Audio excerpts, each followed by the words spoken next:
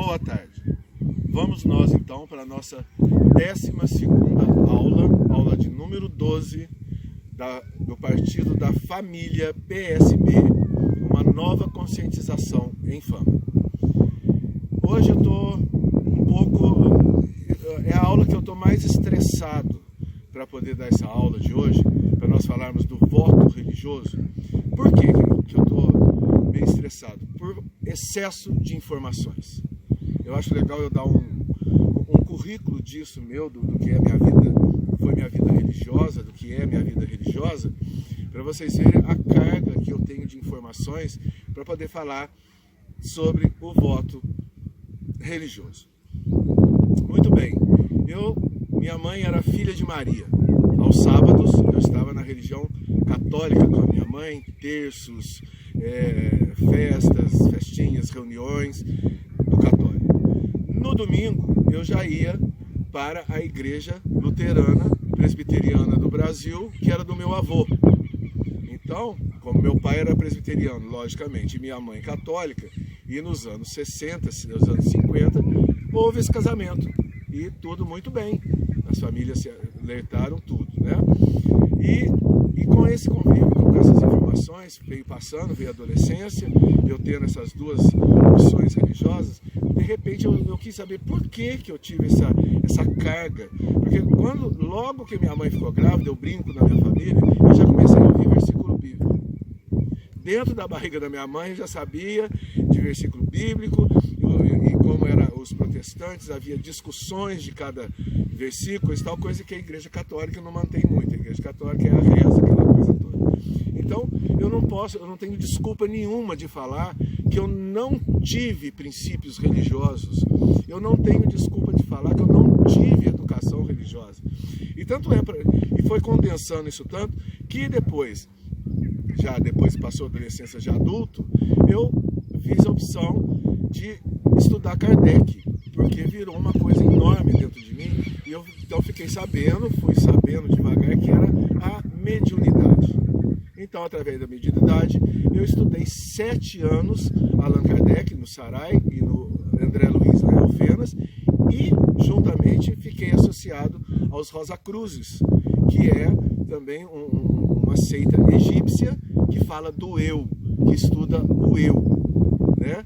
Então, isso tudo é muita informação, vocês não têm ideia do que é estar dentro desse nível religioso, dentro dessas informações religiosas, e eu estou meio apreensivo. Então eu acho que a melhor coisa que eu tenho para fazer para essa aula, essa nossa 12ª aula, da nossa família PSB aqui em Fama, seria eu pedir para o Espírito Santo me iluminar e deixar as palavras mais corretas, as palavras mais usuais, para que vocês possam entender o que é o voto religioso.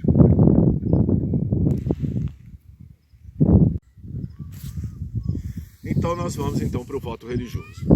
Eu também classifiquei o voto religioso em 3 partes. Nós temos 3 ensinamentos, vamos dizer assim. Por que ensinamento? Porque nós vamos ter que tratar aqui não de ciências políticas, não de ciências sociais, mas nós vamos ter que falar aqui de filosofia pura, de filosofia, de códigos de filosofia, códigos morais, códigos de ética, porque é o que? Nós temos um país laico, as leis nossas são laicas, mas mais de 90% da população do Brasil é cristã.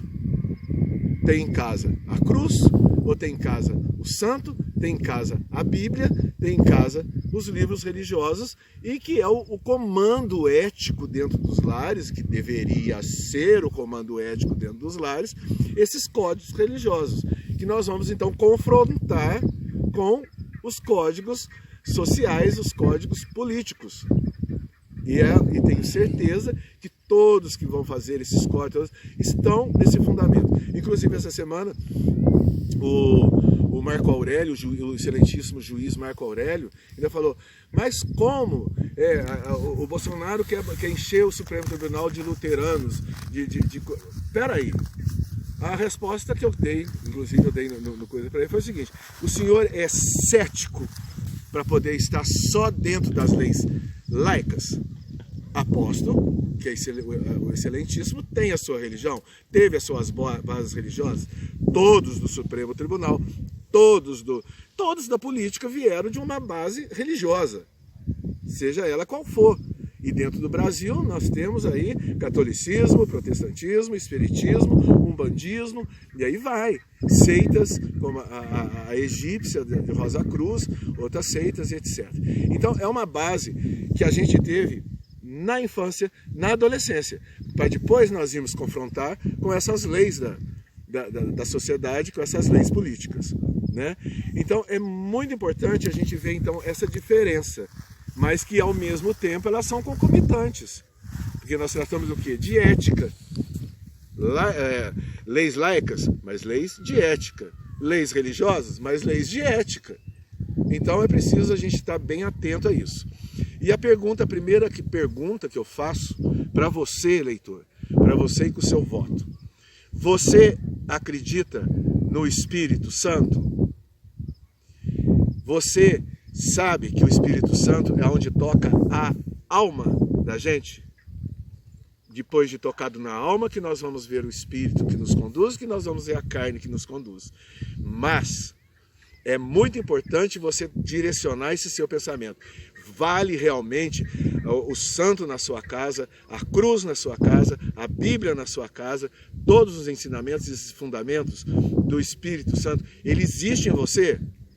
Então eu pergunto, será que está havendo uma condução desse voto, quando você fala que é religioso ou qualquer coisa desse tipo, se esse voto ele é sagrado? Que nós vamos ter eu vou falar de 3 tipos de votos religiosos: o sagrado, o nefasto e o profano, que é onde a gente está dentro da filosofia pura, né? Então nós estamos hoje mais articulando dentro do voto sagrado, né? E o voto sagrado tem essa pergunta a ser feita: o Espírito Santo move você? O Espírito Santo vê tudo em você? Você acredita nisso? Se você acredita nisso, cuidado com o voto religioso. Se você acredita que o Espírito Santo ele é a luz que está em volta de você e que tudo te vê, não adianta vir: Espírito Santo, já me desculpe muito, mas eu vou ter que vender meu voto ali, porque eu vou ter que pagar não sei o que lá, porque eu vou...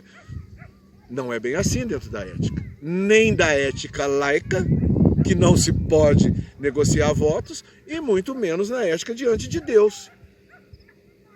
Porque se você é responsável por uma família, vá à luta. Busque sua família. Quem mandou você fazer a família? Família é uma escolha de Deus. Você que quis e você tem ela, e você deve levar sua família até o fim, né?